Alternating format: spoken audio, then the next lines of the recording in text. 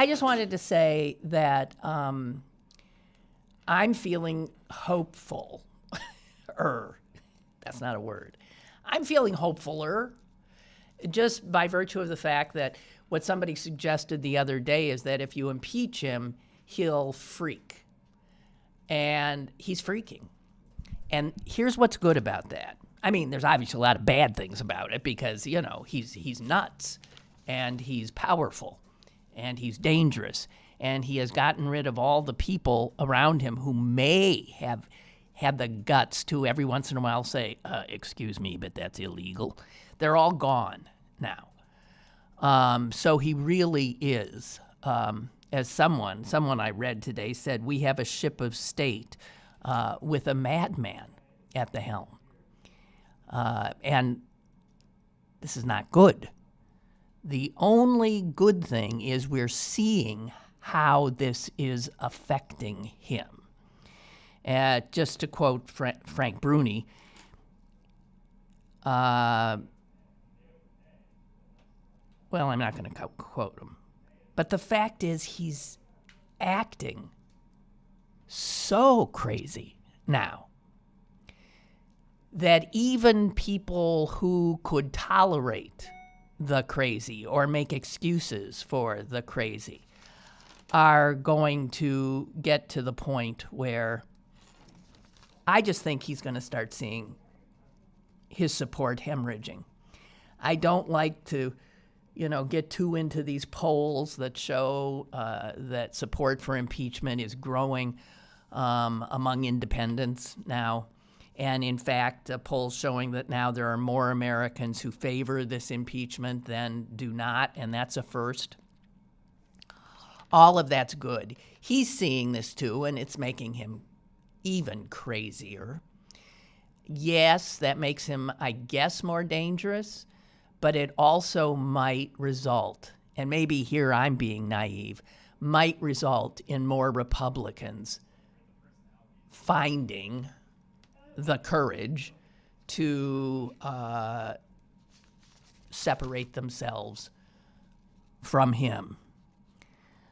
The Democrats need to keep their noses to the grindstone and be sober as hell about this, which is why I got so angry at that Rashida Tlaib and her, selling T-shirts of fuck them, get the motherfucker, impeach him. That is not helpful.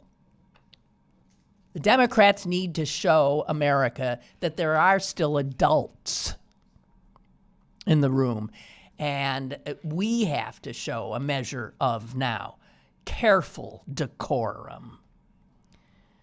Tom Friedman says this, and I don't disagree with a word of it. He says, the Democrats now have to be so disciplined in how they prosecute this case. They need to have a single spokesman, Representative Adam Schiff, definitely up for the job, and everyone else needs to keep quiet. Hear that, Tlaib? They need to have, let them hear this. They need to have professional prosecutors, not congresspeople, question witnesses. They need to do this like a judicial inquiry and get staff prosecutors to handle the witnesses, not congresspeople who cannot help themselves because they go off on bloviating and self-important, look at me rants, right? Please, Adam Schiff, hear this. They need to keep the focus on the non-political witnesses. And they need to have their presidential candidates steer clear of this impeachment story and simply concentrate on their ideas for reviving and reuniting America. Democrats should pursue impeachment in the House as if there was not an election in 2020, and they should pursue the 2020 election as if there were no impeachment in the House. This is absolutely correct. It's that level of discipline that is required.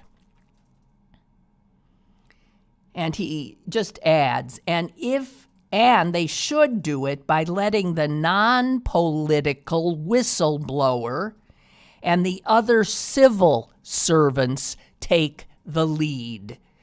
These humble patriots started this.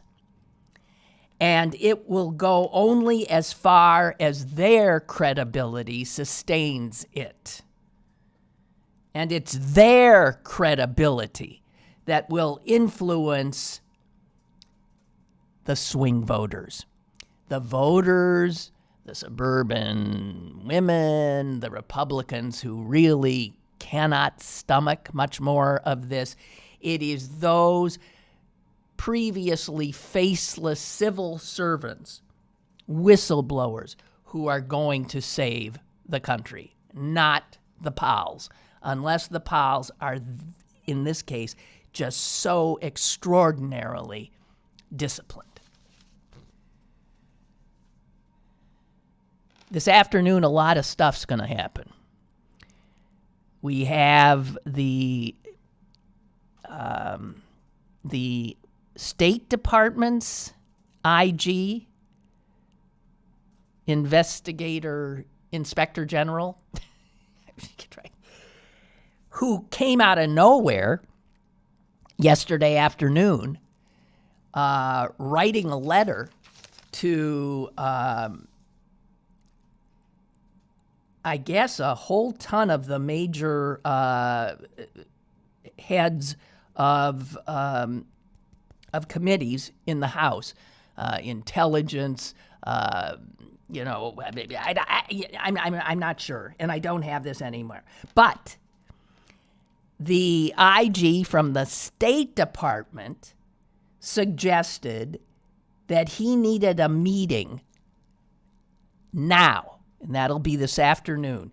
He needed a meeting, quote, to discuss and provide staff with copies of documents related to the State Department and Ukraine. Now, this is a person in the State Department who operates outside of Pompeo. He is these IGs, if they're doing their job, are neutral parties who are there simply to make sure that everything is operating as it should. This guy clearly has something that he wants, documents of some sort that he wants the House Democratic Committee leadership to see. This could be big. Don't know. But it's people like this doing their jobs that are going to save us if we are going to be saved.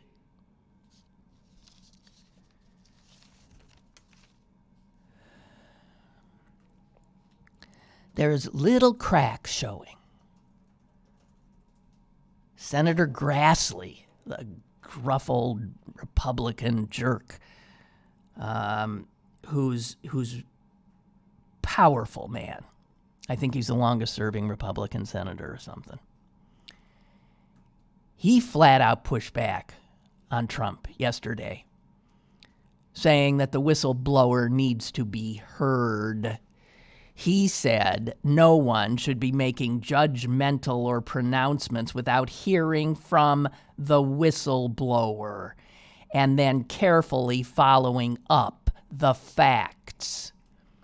That is a rock-ribbed conservative establishment Republican senator.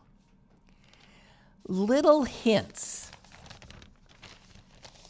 that there could be reason for hope.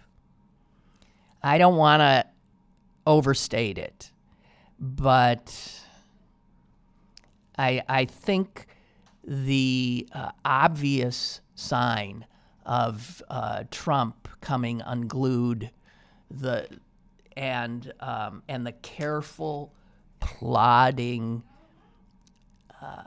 democratic, by the book, just the facts, ma'am, kind of approach to the impeachment can save the day.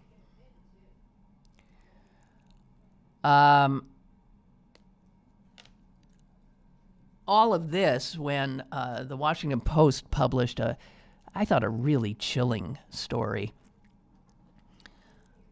which was headlined "A Presidency of One."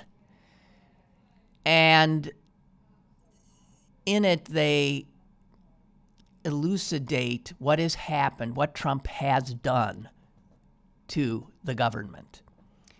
If you'll recall, he started very unsure of himself, and he surrounded himself with the generals and other people who knew how things worked. He actually kind of listened to them because he didn't know what the hell he was doing. He still doesn't, but now he thinks he does. And little by little, of course, he couldn't bear anybody telling him anything.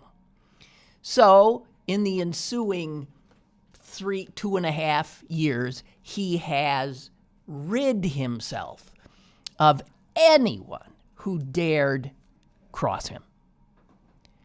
Everybody left in that White House does his bidding, except the ones who he doesn't know about. And that would be like the whistleblower, somebody that he didn't put in the White House. But the article suggests that what he has done is he has taken two of the most important cabinet positions, the leading law enforcement position, the Attorney General, the Justice Department of the United States. And he now has a man in charge of the Justice Department, Bill Barr, who is taking that department and his own person and doing nothing that an Attorney General is supposed to do. He's simply prioritizing anything that this crazed president wants him to do. So he's flying over to Italy, and he's flying here, and he's talking to Australia, and the president sees him as no interchangeable from Rudy Giuliani. They're both his lawyers. And we now have an attorney general who has totally acquiesced to this role. Acquiescing to the crazed theories that have been totally refuted, that Trump has got in his head, trying to pin this on anybody but Russia, trying to pin it on George Soros, trying to pin it on Hillary Clinton. You've got the State Department now with Pompeo absolutely doing anything this president wants him to do. You have the State Department now, as we mentioned yesterday, spending energy, time, staff, harassing over 130 current and former department officials about messages they may have exchanged with Hillary Clinton when she was Secretary of State. You have Pompeo now caught in a lie. He was on the call. He admits it. He is trying to keep it. He refuses to testify. This is what happens in banana republics. This is what happens in autocracies. And here is what this article by Robert Costa says.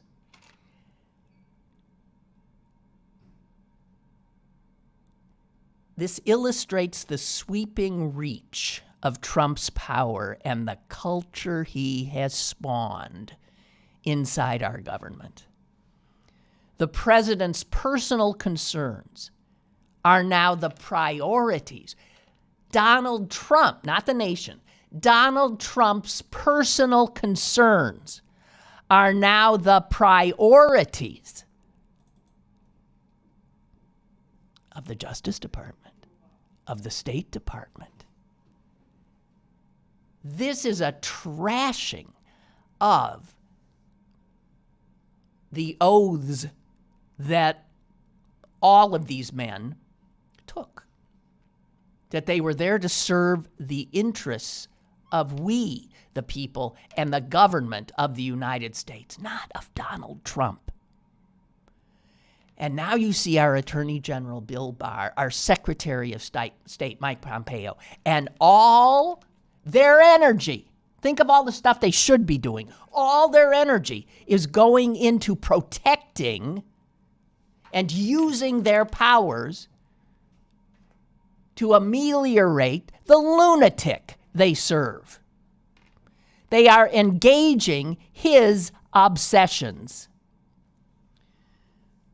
The former director of the Richard Nixon Presidential Library said this: Barr and Pompeo are in the fog machine. They are captives of the president's perverse worldview. Authoritarian regimes have this problem all the time. When all government activity is the product of the id of the leader. Think of that. Our government and its most powerful agencies are jumping to serve the id of a madman, and increasingly a cornered madman. This does not happen in a functioning republic.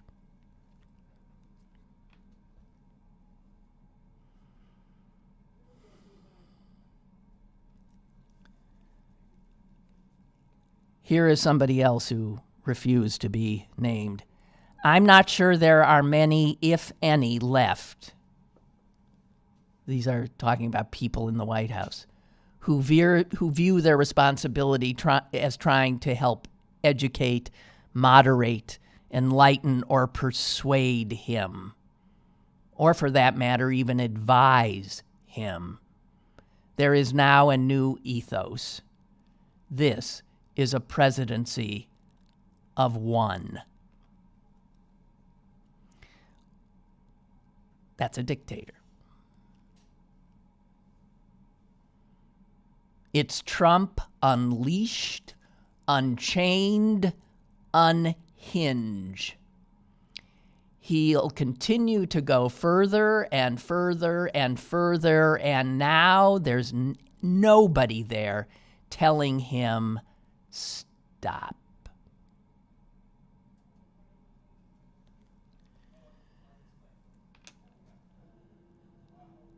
This is you're a Yale history professor. This is a fundamental reorientation of American democracy.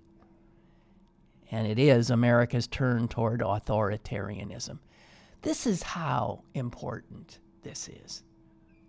We can't sit here and let this happen, but we got to be smart.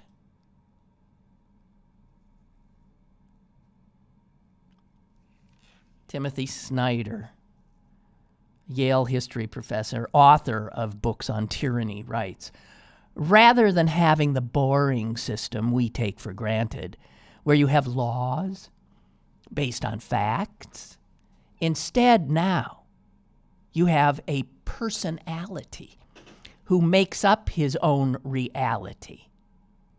And then think, you have people like the Secretary of State, the Attorney General, Lindsey Graham, Mitch McConnell, the entire Republican congressional delegation supporting him. After a while, the leader starts to draw people into his reality. The people around him are made to defend it, made to prove it. And this is why Barr and Pompeo are running all over Kingdom Come to do that.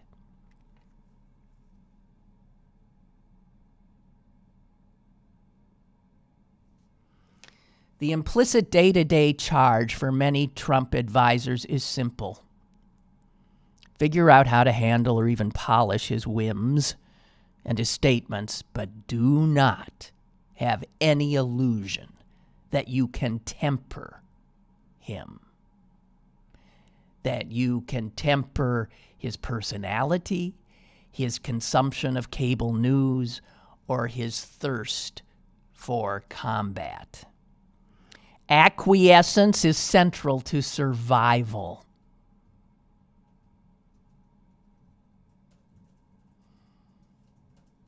So that's what we have here.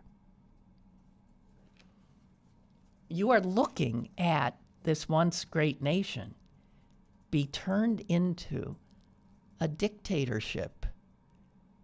And you see how quickly men that were thought to be honorable public servants acquiesce. You've seen an entire party acquiesce. It's breathtaking.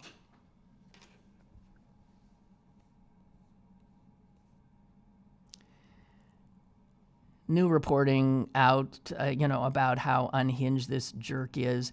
There was a book coming out, and it does have reporting from meetings in which, and I'm sure you've heard this because it's all over the news today, about how Trump went nuts one day. And this is when Kirstjen Nielsen was still head of Homeland Security. And he said he wanted the wall completed immediately. And he wanted spikes on the top that can pierce human flesh. And he wanted a moat, a trench with snakes in it and alligators. And he wanted us to shoot any refugees starting trying to come in. Shoot him in the legs, slow him down, said our president. It was just a matter of days before Nielsen was out. Because he gave everybody until noon the next day to get all this done. He's insane, okay? He's insane. They slowed him down. They said, give us a week. Give us a week. We got to get some sense of who do we call to get this done? What is the costs? And, of course, that begs questions like, who did Homeland Security call to get an estimate on a snake and alligator-filled torture moat? Who does that kind of work? Probably Halliburton. This is our country.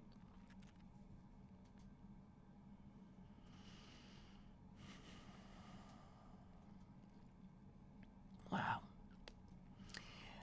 Whistleblowers, God bless them. Here's another one coming out of the woodwork. This has to do with those two fatal, horrible Boeing crashes of 737 MAX.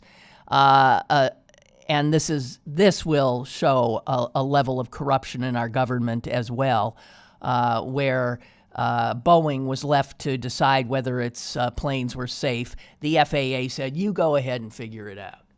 That's okay, we'll take your word for it.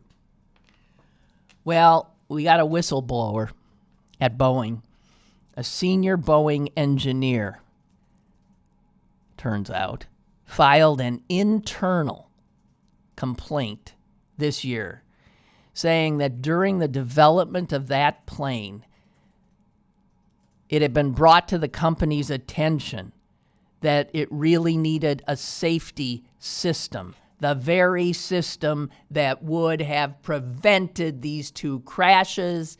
And the whistleblower says the reason the system was not put in the plane was to minimize cost.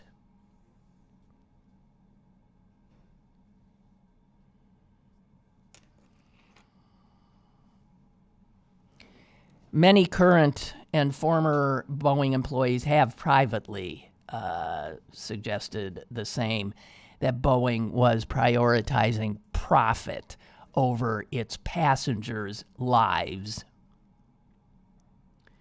The engineer in this case, whose name is Curtis Eubank, went a step further, lodging this formal complaint, which is a very gutsy, it ends these people's careers.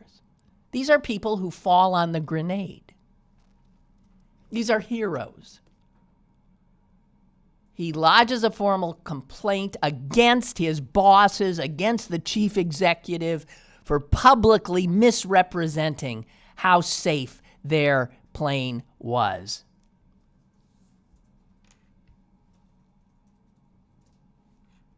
Anyway, that is I guess his complaint is finally coming out in a more public fashion. And that's good. Also good, I got some other good news here for you. Good news.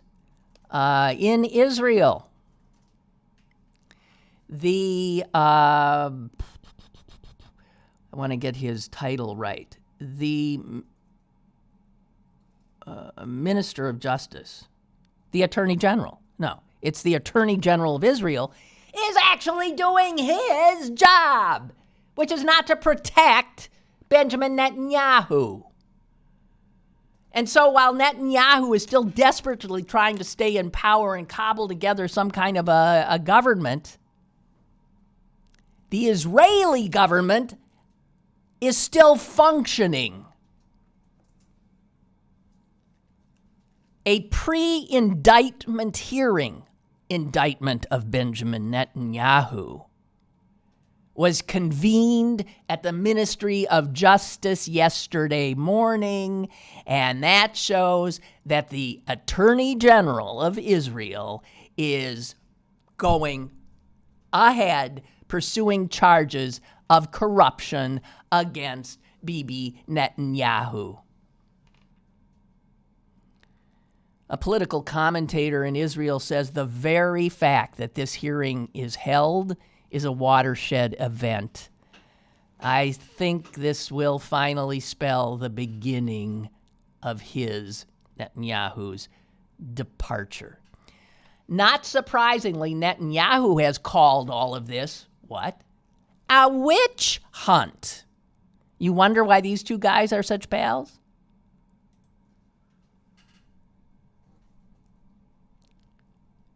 In February, the Attorney General of Israel said he was going to indict Netanyahu.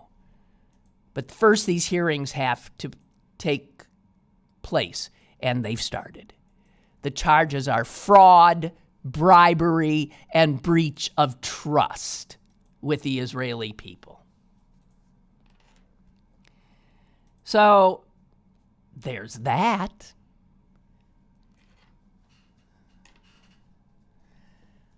Also, there is the, not telling you anything you don't know, the conviction of that Dallas cop who shot a young, unarmed black man who was watching television in his own apartment.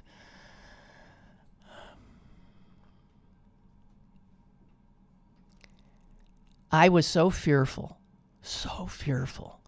when I heard the jury was out yesterday, because I thought if they don't convict this cop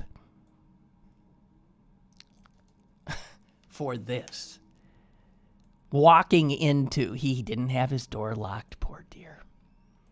walking into his apartment and shooting him dead. She's drunk. She thinks it's her apartment, even though it did. I mean, there was all of the evidence showed murder, murder, murder. And yet, the jury was given the chance to find her guilty of manslaughter. And I thought for sure, this is a cop.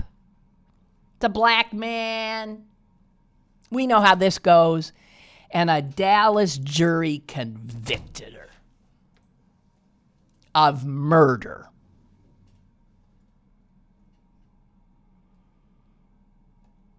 Now, Dallas, that wouldn't have happened here, I bet, in Pittsburgh.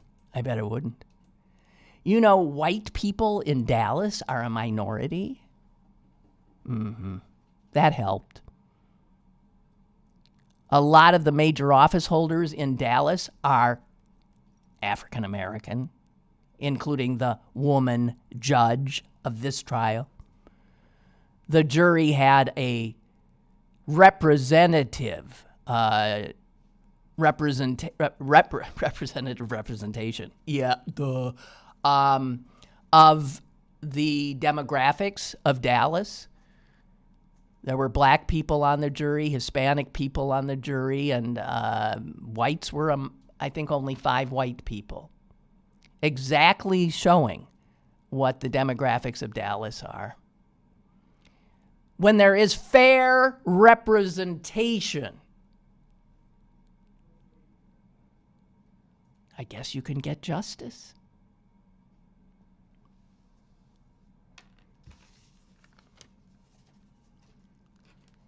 It was heartening. What else we got here?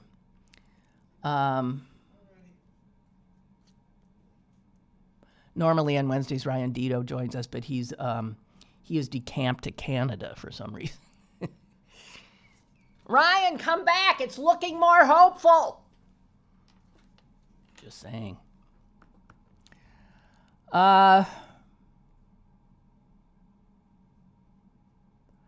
There's this, which I find so odd. This was something that Pittsburgh City Paper broke this story. In fact, Ryan Dito, who's supposed to be here right now. Turns out, this is at Duquesne University. I just want to flag this in case you didn't learn of this. There is a Department of Women and Gender Studies at Duquesne. And last year they held a gender-neutral fashion show. And they showed what looks to be a guy wearing a dress and knee-high boots walking down a runway.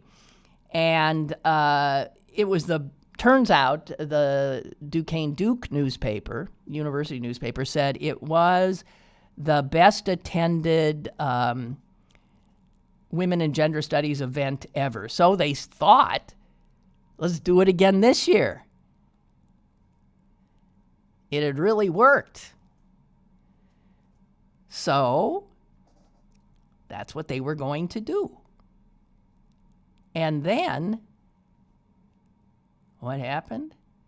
Duquesne said that the marketing for the show, in other words, posters like a guy wearing a dress, could not be used because these were unnecessarily offensive to other people. Now, what's weird is the group that put this on did not hear any complaints last year after the fashion show about its posters, about the show. And all of a sudden this year, you got Duquesne officials saying that they are only upholding the university's Catholic standards. Here is a university statement.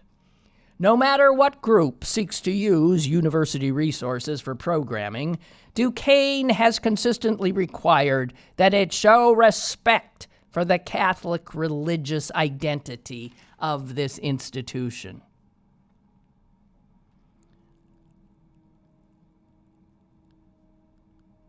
So I just want to say they can have the fashion show.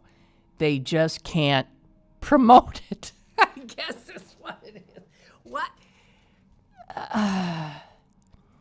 Well, the headline in the city paper was, Duquesne University says gender-neutral fashion show cannot use gender-neutral promotional language. So that's it.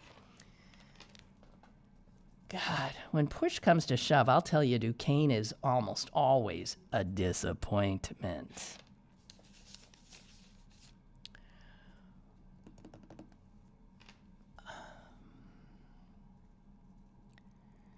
I am so out of it that I didn't know there were things called promposals. Amy, have you ever heard of that term? You have. Has that been going on for a long time? Promposals? Okay. I saw on TV the other day a promposal that involved two Down syndrome, young people with Down syndrome, and he made a sign up and it was in a very public place during some kind of a athletic event, and everybody, but I didn't know there was such a thing. This has nothing to do with anything of real import. It has to do with my growing squeamishness and annoyance at what used to be intimate and or simply private occurrences between two people becoming instead public displays. I am so sick of it. I could no more I could not be married today as a young person and do what seems to be required, which is this public avowal of my love for my intended and his for me. I have been to weddings where I cringe in my seat, listening to two people in love profess their love to each other in front of all of us. And I'm thinking, I really don't, very nice. That's very nice. But could you, seriously, I don't need to hear this. When did proposals become shows? I mean, performance pieces. And clearly now, asking someone to the prom? Let's say you want to ask someone to the prom. You couldn't just call her and say, what's silly? Put the record player on and then call her. You couldn't say or text her or something. I could go up to her in person and say, hey, would you go to the prom with me? Because that's the way we used to do it. Well, you want to go to the prom with me? No, now, if you don't do something clever or spend some money doing it, hire, dancing girls and costume yourself, and then I guess, well, you're going to be found wanting. What does this do to people whose nature is more private, like mine? Seriously, I could no more live as a young person in the culture we have now. I could not.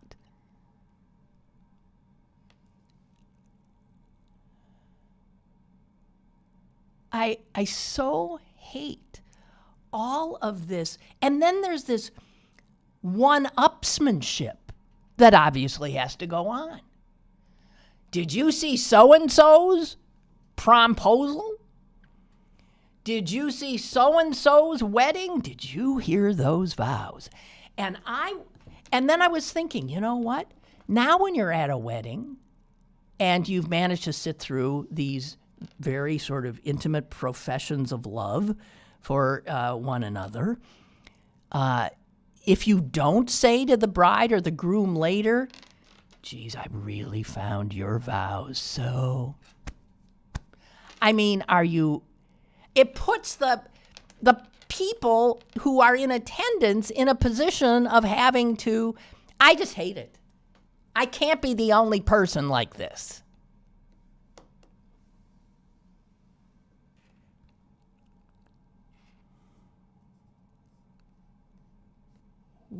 When did everybody decide that their personal love life, personal business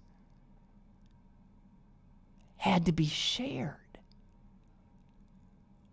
It's not personal then, it's public. Are we going to pretty soon have to see consummations as well? And little Tony, yeah. Have you been at a baseball game or a football game where all of a sudden on the Jumbotron, somebody's proposing? I saw once the most cringe. I saw a guy in a situation where he had produced some kind of a performance thing, gets down on his knees in front of this woman and pours his heart out to her. And she says no. Now, I have to tell you, my heart was broken. It broke for him, and it broke for her. I wonder if a lot of people stuck in that situation who wanted to say no were so overwhelmed by the fact that they were in a public setting that they actually say yes when they would have said no if it were in private. I mean, the woman who said no to him knew she was breaking his heart and humiliating him at the same time, which shouldn't have had to happen. What is this crap? Excuse me. I really, really hate it. No one has any clue what private is anymore. None, obviously. And I mean, as an old lady in this culture, I find it repellent. I do. I really do. So if I were a young person in this culture, I would never have a wedding. I would elope. I would just head off to that. I would never subject myself to that kind of public display, a performance.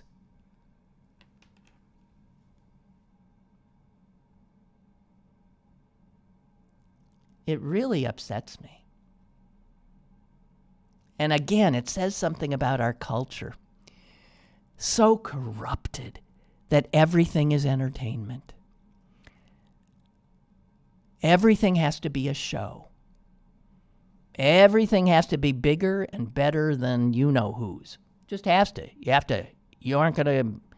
Well, his proposal was not as good a proposal as so-and-so's. Whoever even knew what someone's proposal was?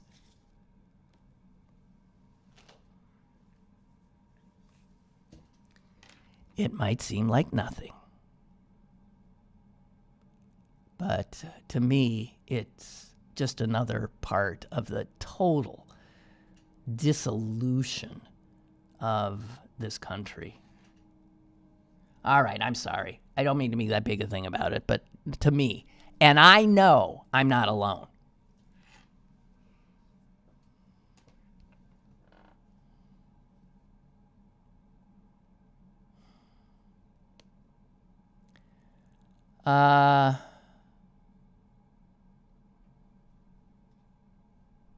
What? Senator Bernie Sanders' campaign events have been canceled until further notice.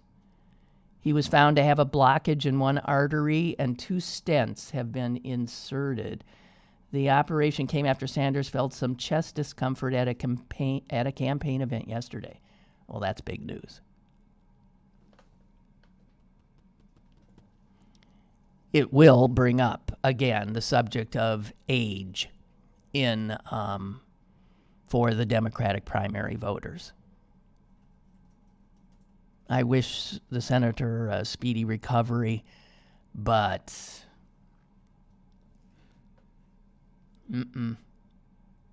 thank you, Barbara, for sending that.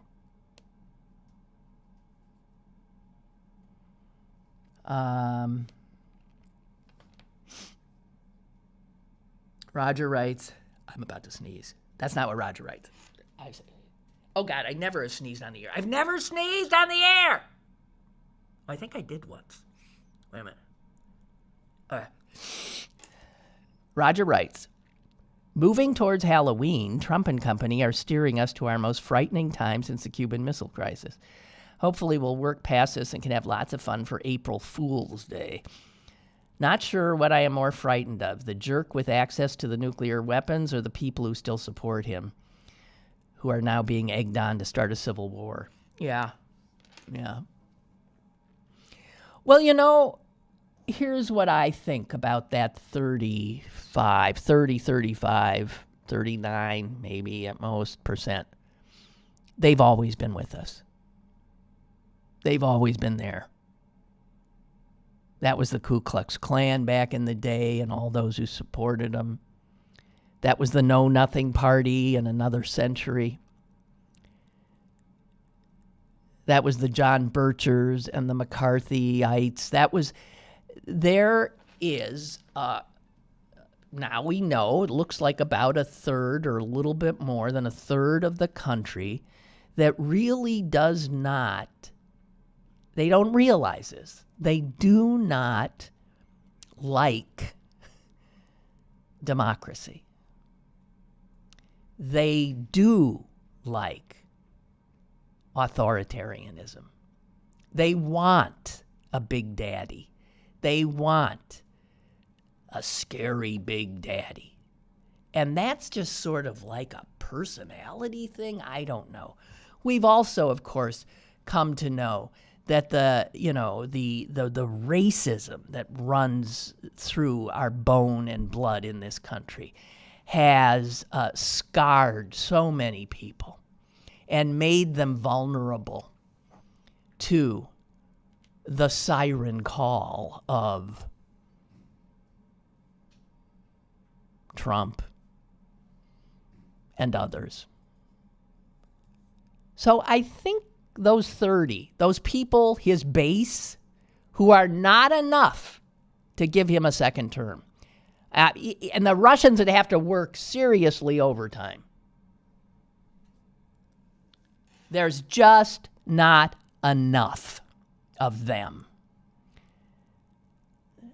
We have as impediments the Electoral College and just the need to get the vote out and secure the vote. We need to continue to fight voter suppression and all the things Republicans have used over the years, mastered really, to deprive us of our democracy.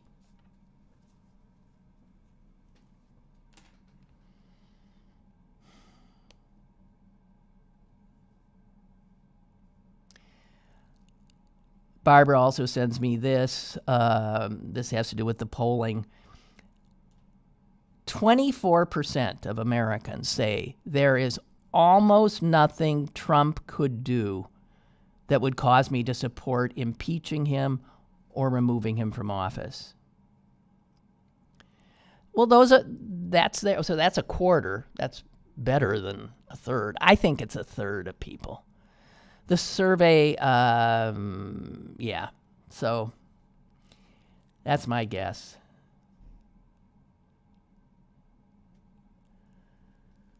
So there we have it. I got one more that Barbara sent me. Oh, Franklin Graham, as loathsome a character as crawled out from under any rock. While I was in with my family in Ann Arbor the other day, I was saying loathsome and this and that, and my brother's daughter used a word that I haven't used. You know, I feel like loathsome, I've used so much, vile, and she gave me a new one that I haven't used, so I got to remember to use it, odious. Odious, she said. So the odious Christian leader, Franklin Graham, is amplifying Trump's Civil War tweet.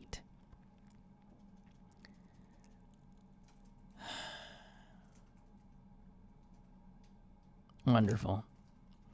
Graham is suggesting that if Trump is impeached, or if Democrats institute an assault weapons buyback program, Christians will have no choice but to launch a civil war.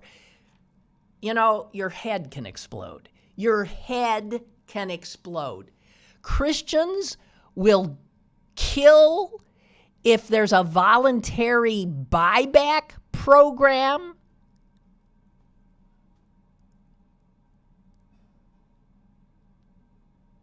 Graham implored, pray that God would change the hearts of Democratic leaders in Washington and that they would see the dangerous road we're on. Can't make it up. Okay, guys, that's it for me. I really can't remember when we started, but that's about an hour, isn't it? Well, it's about 50 minutes. What is it? It's long enough, okay? I got people to see and places to go, and you know what? My parking ran out. Oh, geez. This is going to cost me. I'm going to get a ticket because of that damn computer. Okay, I'll see you guys tomorrow. Have faith. Keep the faith. Keep hope alive. Be sober as judges.